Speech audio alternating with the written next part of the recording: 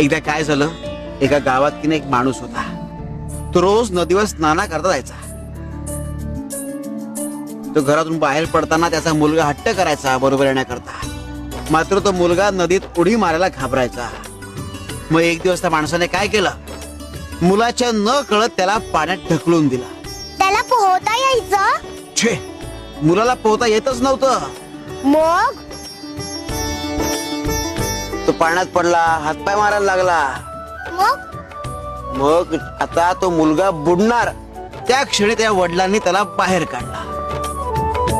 पुन्हा एकदा वडिलांनी मुलाच्या न कळत त्याला पाण्यात ढकलला. आता आम्हाला सांग, ह्या वेळी मुलाने किती वेळ तग धरला असेल?